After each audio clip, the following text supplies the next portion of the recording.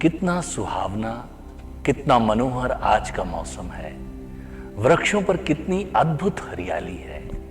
गांव के बागों में जो पेड़ बिल्कुल सूखे सूखे से दिखाई देते थे, वो आज पीले रंगों से पूरी तरह से भर उठे हैं। समय आने पर सब कुछ हो जाता है। खेतों में एक अजीब सी रौनक है। सूरज की ओर देखो, कितना प्यारा और कितना शीतल धूप है। मकर संक्रांति पर लोग गंगा स्नान के लिए तैयार हो रहे हैं। गांव के बच्चे इतने खुश हैं कि आज हम लोग गंगा मेला चल रहे हैं। पड़ोस के घर में रमाकांत और उसकी मां रहते हैं। काफी गरीब हैं, लेकिन रमाकांत को पढ़ने का शौक बहुत है। किताबें उसकी दोस्त हैं, सहेली हैं। उसी गांव में एक चौधरी साहब रहते हैं जो अच्छे इंसान हैं और दूसरों की मदद करना उनकी आदत बन चुकी है। भगवान भी उन्हें कुछ देता है। वे जितना देते हैं उसमें भगवान उसे कई गुना उन्हें मिलता है। रमाकांत को बहुत सारी किताबें, आत्मकथाएं वो जब शहर को जाते हैं तो लेकर उसके लिए आते हैं और रमाकांत को भेंट करते हैं। रमाकांत चौधरी साहब के लिए धन्यवाद से भर उठता है। उसने इसे अपने जीवन की शैली में उतार लिया है। उसको जो भी नियामतें मिली हैं, उनके लिए सुबह चारपाई पर उठते ही परमात्मा के लिए और जिन लोगों ने उसकी मदद की, उनको हृदय से धन्यवाद देता है। उसके जीवन का अंग ये बन गया है।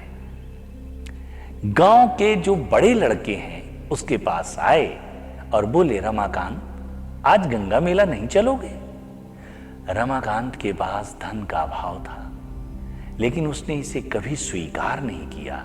वो ये जानता था कि यह एक समय है, कट जाएगा। पैरों में पहनने के लिए जूते भी नहीं थे, लेकिन रमाकांत को इस बात का भी किंचित अफसोस नहीं था। वो अच्छी तरह से जानता था कि मेरे बगल वाले गांव में एक ऐसा भी लड़का रहता है जो चलती ट्रेन में चढ़ते समय ट्रेन की सीढ़ियों से स्लिप करने के बाद उसके दोनों पैर नहीं रहते हैं। रमाकांत ने बहुत से लोगों की आत्मकथाओं को पढ़ा, प्रेरक कहानियां पढ़ी, जिससे उसके जीवन में बाहरी स्थितियों से वो ऊपर उठ चुका था। वो जानता था कि समस्याओं के बीच में संधि रहती है। जो सिद्धांत और औजार उसे आत्मकथाओं से मिले, उन आत्मकथाओं ने उसके अंदर से सबसे बेहतरीन चीजों को बाहर लाने में पूरा सहयोग कर रही थी।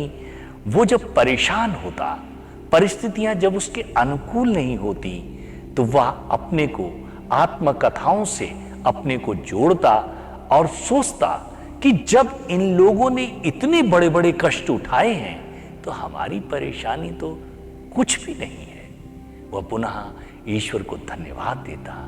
आज की स्थिति को देखकर वह सोचता कि ये मेरे पिछले कर्मों की व्यवस्था के कारण ऐसा है, और आज जो हम करेंगे वो आगे चलकर मेरे सामने आएगा। इसलिए पीछे तो मैं जा नहीं सकता। इसलिए आज को मुझे बेहतर बनाना है, क्योंकि वर्तमान ही मेरा सब कुछ है। यही हमारा भूत बनता है, पास्ट बनता है, यही हमारा भविष्य बनता है। आज की परिधि में रहकर बेहतर करो। प्रकृति हमेशा आपके साथ अच्छा करेगी, वो हमेशा न्याय करती है। रमाकांत की मां, जो लगभग 75 वर्ष की थी, उन्होंने उसको जोड़े हुए कुछ रुपए लाकर दिए और पहले से ही एक जोड़ी जूते लाकर रख लिए थे, वो नए जूते दिए। रमाकांत ने मां को गले लगाया और आशीर्वाद लेकर गंगा मेला के लिए गांव के बच्चों के साथ चल दिया।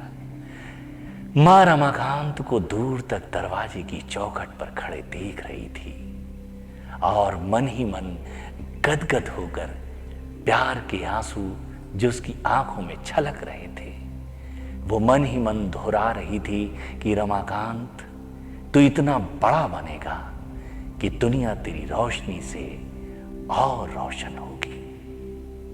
धन्यवाद, धन्यवाद, धन्यवाद।